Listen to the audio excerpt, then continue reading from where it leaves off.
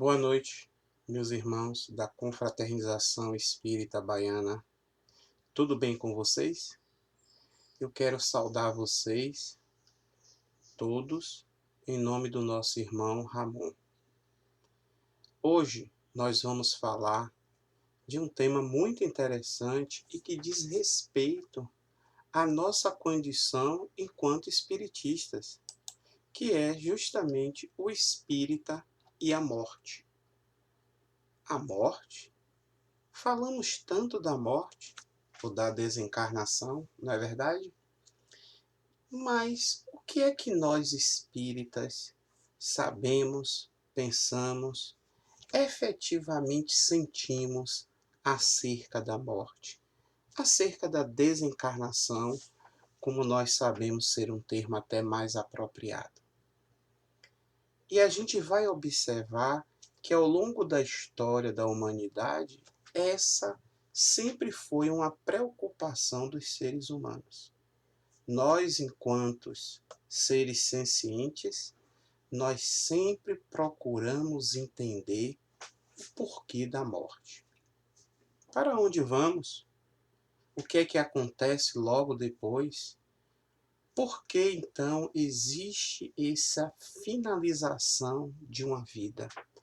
E a gente observa na história antiga que desde antes, lá os egípcios, eles já faziam as mumificações, tentando preservar, o seu faraó, as pessoas, para que no outro lado da vida continuassem a desempenhar as funções, numa tentativa de não separar, a vida física.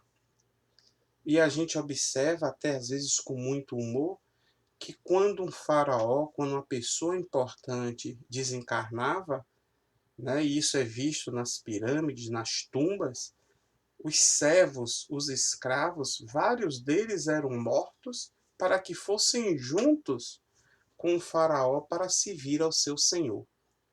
Vejam vocês.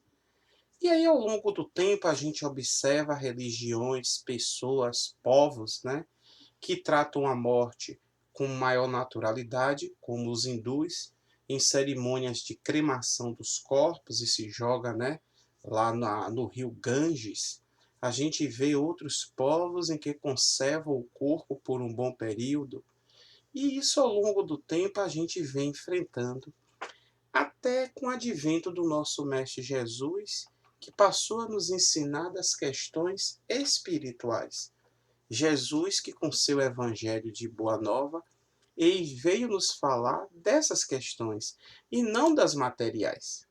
E a gente começa a entender de que, com o advento do Espiritismo, o nosso Consolador prometido, o Espiritismo, como sabemos, que se trata de uma ciência, de uma filosofia e de uma religião, porque é ciência, porque tem um método de estudo, tem um método experimental, não é verdade?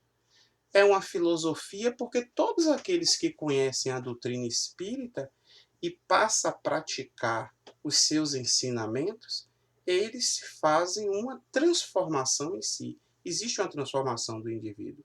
E religião, daquele famoso termo latim do religare, do nos conectar a Deus, nos conectar ao universo.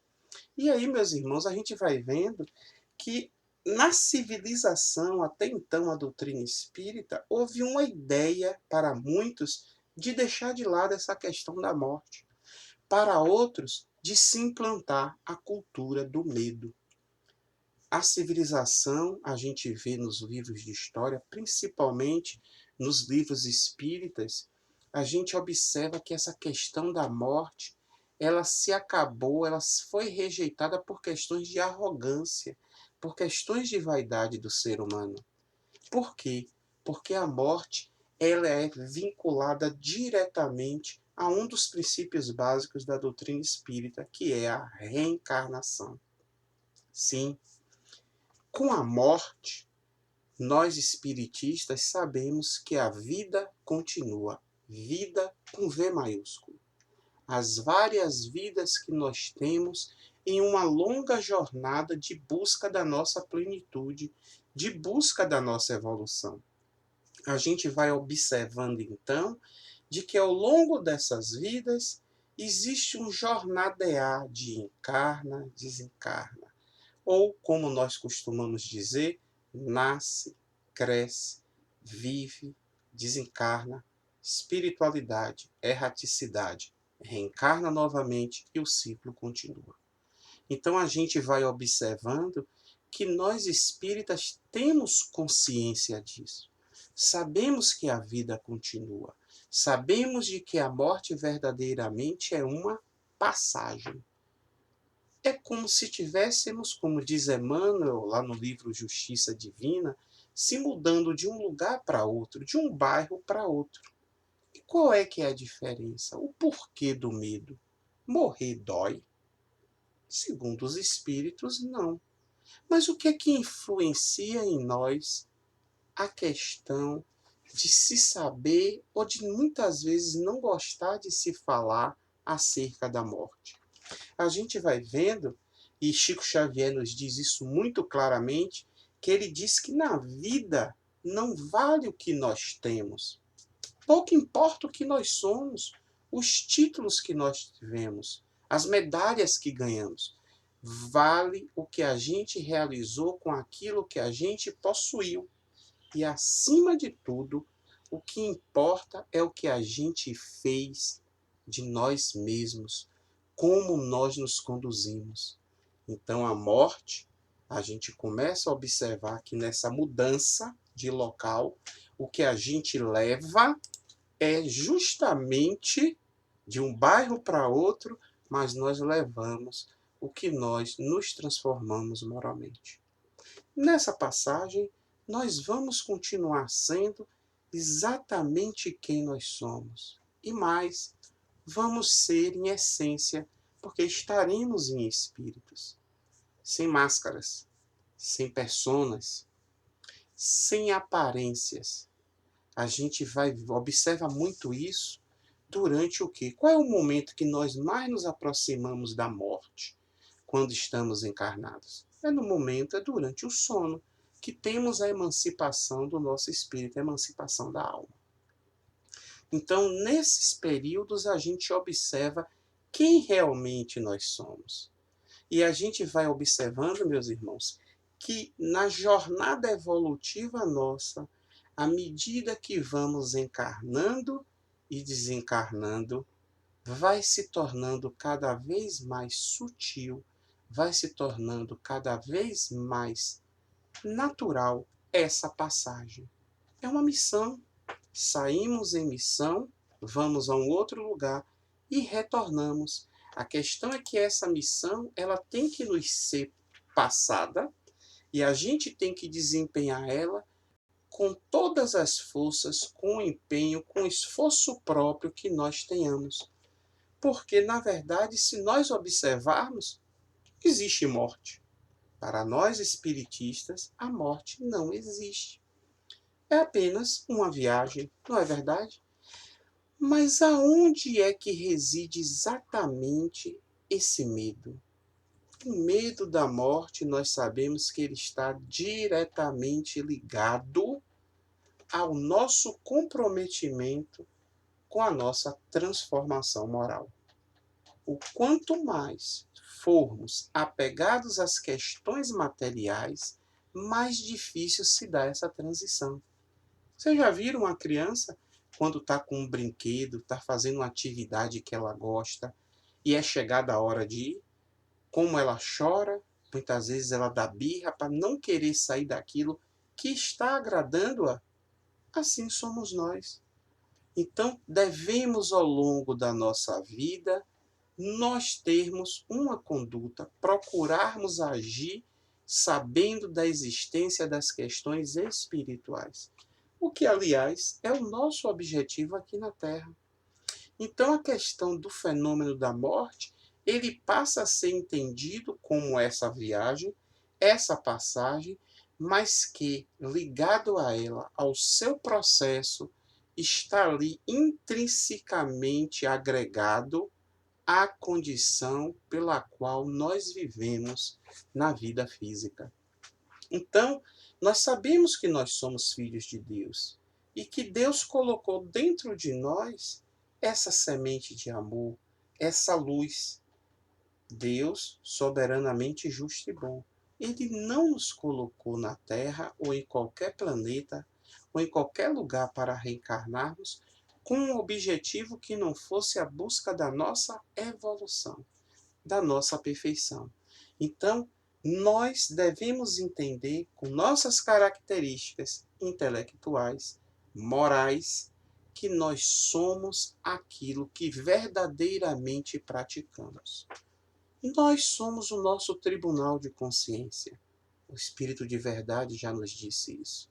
Nós sabemos que o bem tem que nascer dentro de nós ao longo da existência física e fazermos com que ele cresça, com que ele amadureça, para que durante esse julgamento próprio nós não nos envergonhemos do que acontece.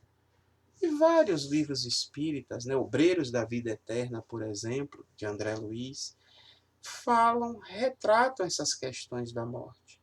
E em todos nós vemos esta mesma assertiva. Na vida, levamos aquilo que plantamos e o que conseguimos fazer de bom. Na vida, nós somos verdadeiramente aquilo que construímos, sem aparências, como eu já disse. Então, na parábola do filho pródigo, o que é que a gente vê? A gente vê um pai que se perdoa, um pai que perdoa o filho, um pai que entende os erros do filho e quando ele retorna ao lar, achando que vai ser sofrido, achando que ele vai ser admoestado, repreendido, o pai o recebe com os braços abertos. Então a gente observa que nessa passagem nós vamos realmente ser recebidos. Mas a vergonha, a tristeza, vem de que passamos na nossa consciência que poderíamos ter feito mais, que poderíamos ter feito melhores. Daí o porquê nós devemos cada dia vivermos como se fosse o último dia. O que é que isso quer dizer?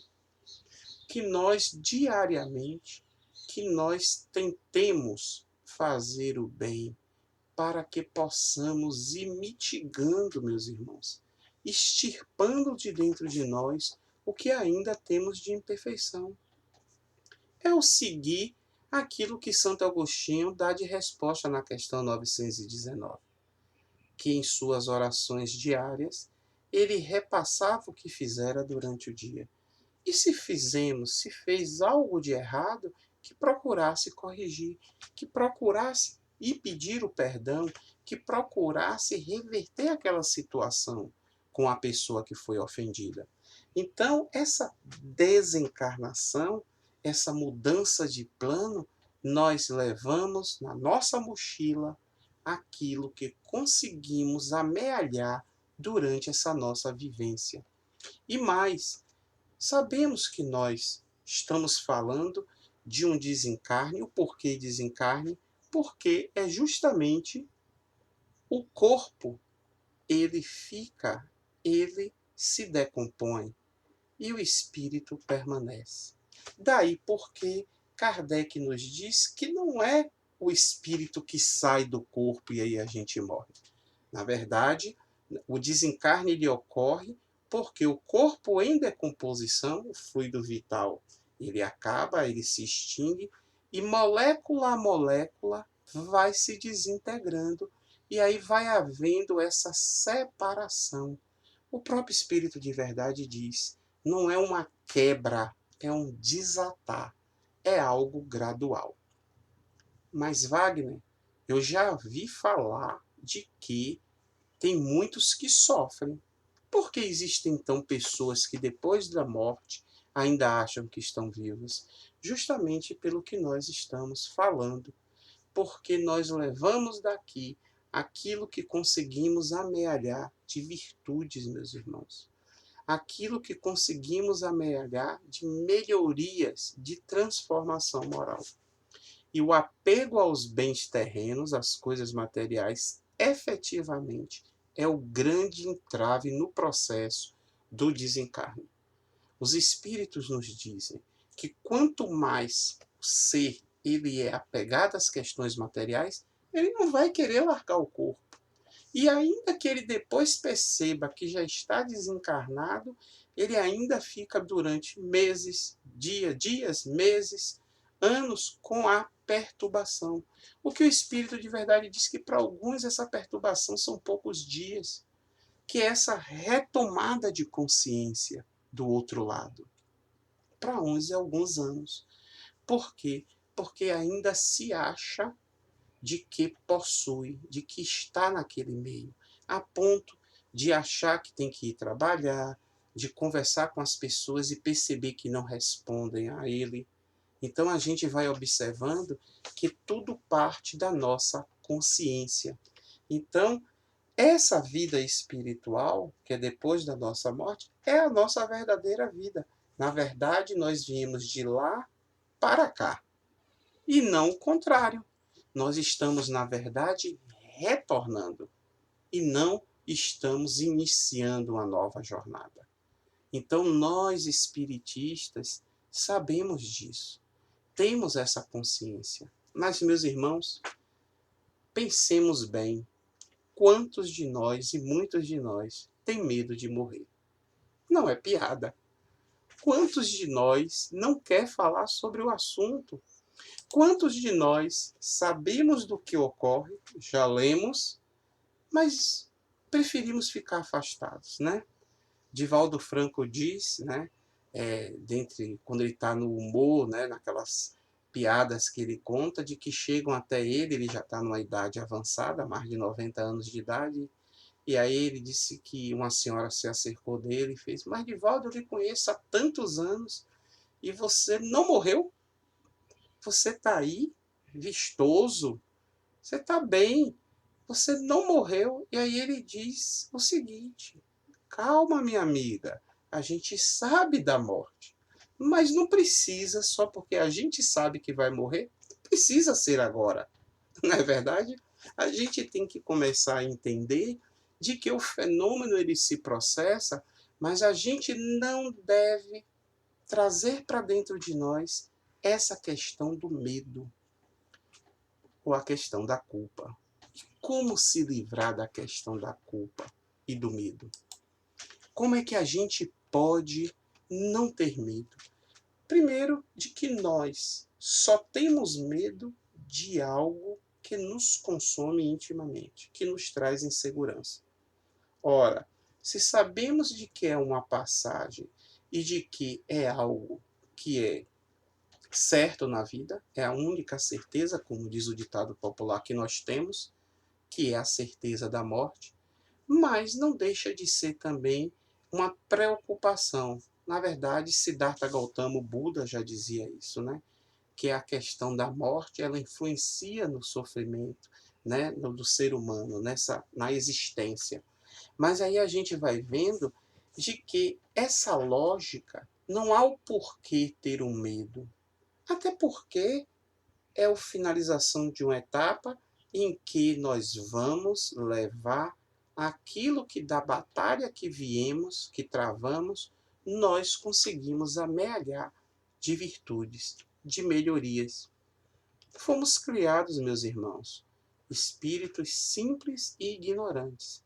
O estágio em que nós estamos hoje, todos nós aqui encarnados, somos hoje o melhor de nós. E isso se dá ao longo de várias reencarnações. Não importam quantas. Mas o que nós estamos hoje aqui encarnados é vendo a nossa melhor versão. Aquilo que temos de bom e aquilo que temos de ruim. Ora, se nós somos o melhor de nós, então vamos parar para pensar o quanto ainda nós temos que melhorar. Emmanuel, no livro Justiça Divina, quando fala acerca do medo ou dessa dúvida, o que é que acontece depois da morte, Ele diz lá o quê? Ele diz que se a gente realmente quiser saber como será a nossa vida, como seremos nós após o desencarne, é que nós procuremos parar sozinhos, sem ninguém em volta, e pensarmos acerca de nós mesmos, no que somos. E depois que a gente fizer isso, que a gente então projete de que depois da morte nós levaremos aquilo que efetivamente a gente fez conosco mesmo, que a gente conseguiu amealhar. Não existe, meu irmão, algo de sobrenatural. Não existe algo de místico, como muitas religiões ao longo do tempo quiseram colocar. Não existe pegar o corpo e colocar numa noite de lua cheia, coloca no rio, deixa para enterrar tal dia, faz isso, faz aquilo. O que existe verdadeiramente é uma passagem de um estado, de um plano para outro, e que nessa passagem nós levamos o que temos de benefícios espirituais, de transformação moral. Como diz um ditado popular, caixão não tem gaveta. Tudo, bens, terras, joias, ficam.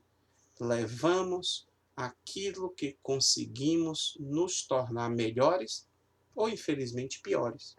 E aí a gente vê que, quando da passagem da morte, essa passagem ela pode ser sofrida ou não, porque é a alma, na verdade, que sofre, não é o corpo.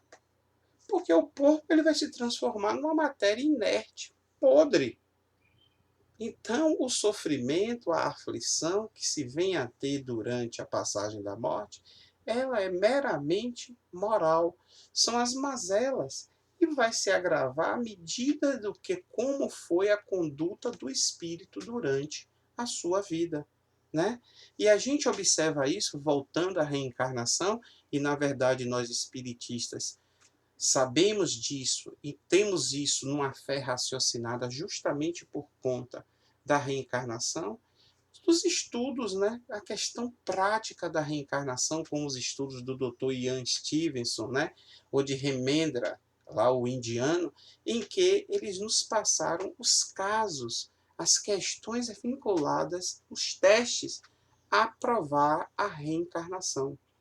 Mas Ian Stevenson ele não era espírita, né? Ele era um médico psiquiatra e que dedicou uma boa parte de sua vida a esses estudos. Mas, Wagner, o que é uma boa morte? Que fulano vá em paz, que ele tenha uma boa morte. É justamente o que nós estamos falando. Aliás, a gente vê isso no livro Obreiros da Vida Eterna, né? Em que André Luiz mostra, né, analisa a situação de desencarne das pessoas, e quem morre melhor é justamente uma senhora que é protestante. Ela não é espírita. Ela já na cadeira de rodas, já ainda próxima ao seu desencarne, ela na cadeira de rodas, mas ela já andava em espírito dentro do lar. Essa passagem dela foi sutil, foi leve, foi gradual, mas de uma maneira em que ela já tinha essa consciência. E em cima do que ela amealhou, desse desprendimento dos bens materiais.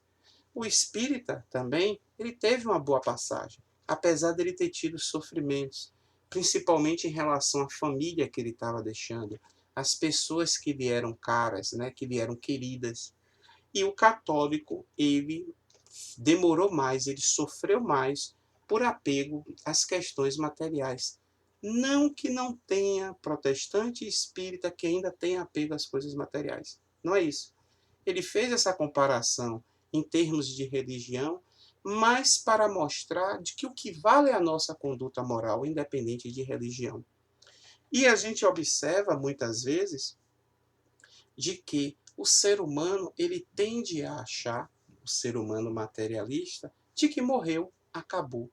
De que morreu, não precisa mais se dedicar a nada. E aí a gente pensa, eles pensam que essa transformação não existe e que ali é um ponto final. E aí começa justamente os desregramentos do ser humano. Que por achar que a vida é finita, de que ela tem um fim, o ser humano acha que ele pode fazer de tudo. Porque ele tem que aproveitar cada momento nos prazeres, se comprazer nas questões materiais, sem olhar a quem, sem questionar as questões, sem questionar a ética e a moral das suas atitudes. Mas, se assim o fosse, o que seria daqueles que nascem já numa situação de penúria, de sofrimento? Esses não seriam os eleitos por Deus? Então, meus irmãos, o Instituto da Reencarnação é algo muito forte para nós espíritas quando falamos da morte. É algo basilar, pétreo, o espírito imortal, a reencarnação, a comunicabilidade com os espíritos. São princípios nossos em que verdadeiramente nos apoiamos neles para ter essa consciência de que somos filhos de Deus, imortais que somos, e que estamos numa jornada em busca da nossa plenitude. Então, se para nós espíritas não existem ritos, sacramentos, livros sagrados, né, símbolos, né, o que nós podemos fazer? Mas nós vamos no velório? Claro. Nós vamos ao sepultamento? Sim, por que não? Mas nós oramos por aquele irmão que acabou de desencarnar. Meus irmãos, é o que o Espírito quer. Prece, oração no momento do desencarne. É isso que ele precisa. Ele já está sendo amparado por benfeitores espirituais, independente do que ele fez na vida.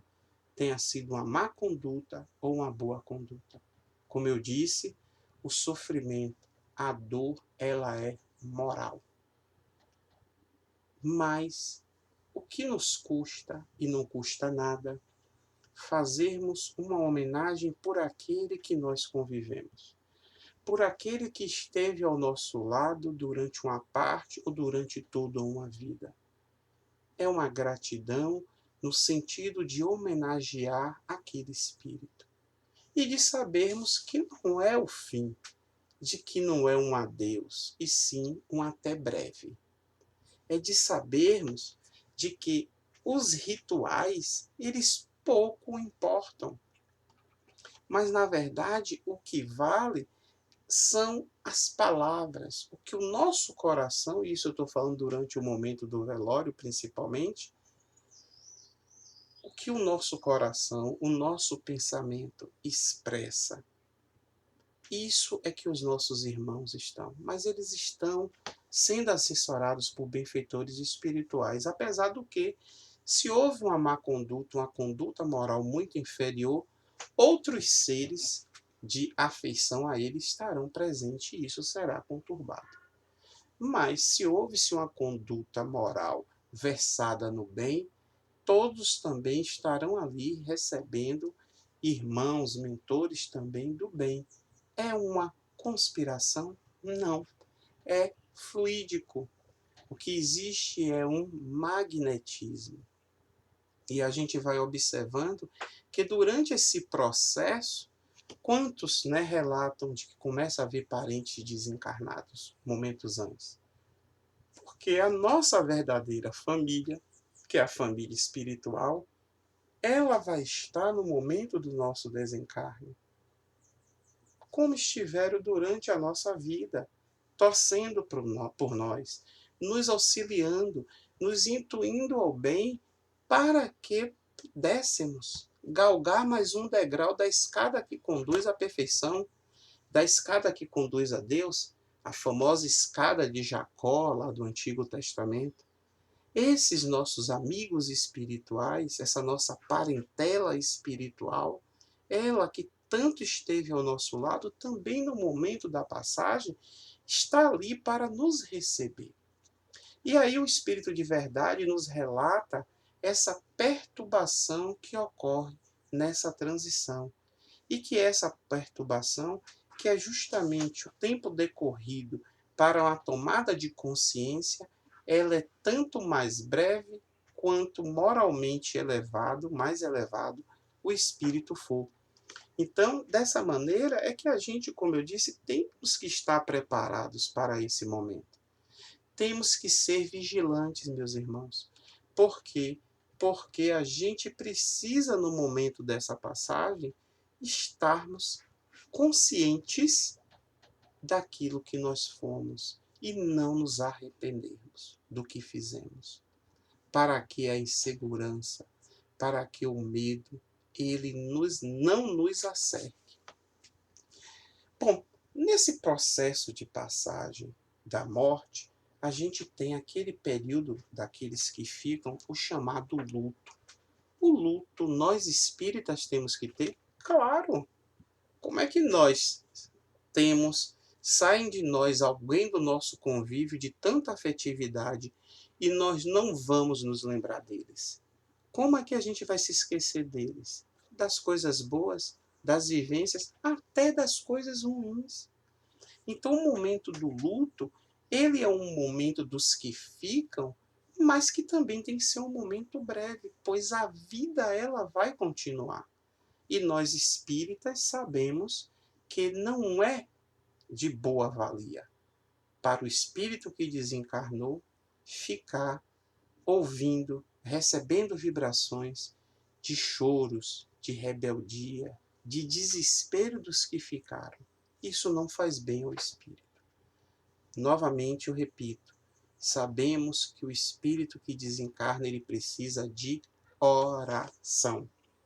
E aí, a depender, esse irmão nosso, da filosofia que ele seguiu, da religião que ele teve ou não teve, vai se influenciar todo esse momento de transição. Muitos perguntam em relação ao espiritismo a questão se a morte pode ser o corpo cremado. Sim. O que os espíritos nos dizem é que se aguarde um período até que se fala, André Luiz, de 72 horas para proceder isso, para que se alivie nesse momento de desligamento que se processa espiritualmente o corpo do espírito. Meus irmãos, é uma indumentária, é uma vestimenta carnal. É como se trocássemos de roupa. É como se nós, ao trocarmos desta roupa, agradecemos a Deus por aquilo que essa indumentária nos auxiliou e vamos partir para outra. Mas essas questões, essas experiências que cada um de nós individualmente vai passar, individualmente vão ser as sensações. A gente vê estudos, né, de EQM, de experiências de quase morte, por exemplo, em que as pessoas relatam: eu fui, estava em coma, eu estive no local, vi uma luz, ou encontrei com parentes e depois retornou. A maioria dessas pessoas, independente de religião, quando tem essas experiências, os estudos mostram que depois elas se tornam pessoas diferentes. Elas se tornam pessoas mais conscientes do ponto de vista da espiritualidade, né? E a gente observa também, por um outro lado, aqueles profissionais de saúde, né, que acompanham os momentos finais de desencarne dos irmãos nos hospitais, né? A tanatologia, né, que é a doutora Elizabeth Kubler-Ross, a grande responsável por essa ciência, de acompanhar aquelas pessoas que estão sofrendo nos hospitais, com doenças muitas vezes bastante malignas, e que necessitam de um apoio, de um amparo, de um acolhimento para que se seja feita essa passagem. Então, a gente vai observando, e a própria doutora Elizabeth, nos seus estudos, mostra de que as pessoas que estão no limiar do desencarne, elas começam a refletir muito acerca da vida. Haver parentes, né? E aí, novamente, o Evangelho segundo o Espiritismo nos diz o quê? que o nosso maior entrave ao nosso adiantamento moral e espiritual é o apego aos bens terrenos. Então, meus irmãos, a gente começa a raciocinar dentre isso de que a vida nos mostra, de que se nós estamos agora vivos, encarnados, poderemos um pouco adiante não estar. Poderemos um pouco mais à frente estarmos no processo de passagem. E o que nos cabe é orar. O que nos cabe é vigiar. Vigiar os outros? Não, vigiar a nós. A gente vai entendendo de que, cedo ou tarde, esse desenlace, né, que é o nosso perispírito que se desenlaça, molécula a molécula, como diz o espírito de verdade do corpo, ele vai acontecer, essa mudança de estado vai acontecer. Então, nós fazemos a seguinte pergunta: e por que a gente não procura, então, se melhorar o quanto antes? Se nós espíritas sabemos acerca da morte tudo isso que ocorre, por que não nos tornarmos melhores? Aí é que entra aquela questão em que nós espíritas, em que a doutrina espírita procura destruir, aniquilar, que é o orgulho. Nós temos que procurar nos transformar moralmente. E essa transformação se dá quando nós começarmos a enfrentar o orgulho, o egoísmo que trazemos dentro de nós. E mais, muitos de nós trazemos ele, adquirimos ele de forma sutil, sem que percebamos. Então, meus irmãos, é o momento agora. O momento agora de sermos melhores, de começarmos de baixo, de sermos gentis, de procurarmos criar uma atmosfera, ou como disse André Luiz, e a veneranda Joana de Ângeles cita tanto, criarmos uma psicosfera positiva em torno de nós. Procurarmos amealhar tesouros espirituais. Porque aonde está o nosso tesouro, como disse o Mestre Jesus, ali está o nosso coração. A gente vai entendendo de que o Instituto da Reencarnação, ele nos dá a oportunidade de sermos pessoas melhores. Ele nos dá a oportunidade de crescermos e de sabermos de que a vida não se acaba. Mas, sobretudo, de que nós temos uma responsabilidade. Deus cede para nós um pouco, né, da sua potência, através da doação para nós do livre-arbítrio. Passamos a ser um pouquinho de Deus, fazendo o que pensamos, agindo da maneira que queremos. Mas isso nos traz algo chamado responsabilidade. E essa responsabilidade, meus irmãos, ela é inerente à nossa vida. Então procuremos sermos melhores. Não vai nos custar nada, pelo contrário, só vai nos trazer a paz, só vai nos trazer o bem. Mas, se a questão da morte, de alguma maneira, ainda influencia você, de maneira em que o medo toma conta, então nós dizemos o seguinte: pensemos que essa passagem é para melhor. Pensemos que esta passagem ela está nos escritos da nossa consciência. Pensemos de que é um até breve. Pensemos, meus irmãos, de que esse medo ele não logra êxito. Pelo contrário, ele só nos faz mal e só faz piorar as sensações que nós viermos a ter durante essa transição. O que nós levamos? O que nós fizemos. O que nós conseguimos arregimentar dentro de nossa consciência. O espírita e a morte é algo simples. É algo que uma coisa decorre da outra. Somos espíritas. A morte, ela não existe. O desencarne, sim. A morte não é o fim. Pensemos nisso. Raciocinemos nisso. E vamos chegar à conclusão que temos que efetivamente trabalhar. Temos que efetivamente agir como se cada dia nosso fosse o nosso último dia nessa existência do plano físico. Então, façamos o bem.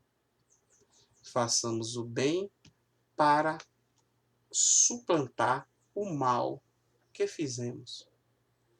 E não nos esqueçamos que nós estamos plantando ao mesmo tempo o nosso futuro para a próxima encarnação e colhendo o que plantamos.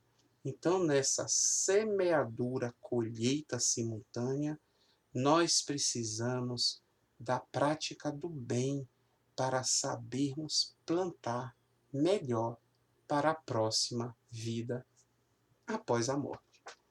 Fiquem em paz, Jesus que abençoe vocês. Muito obrigado pela atenção. Um abraço a todos.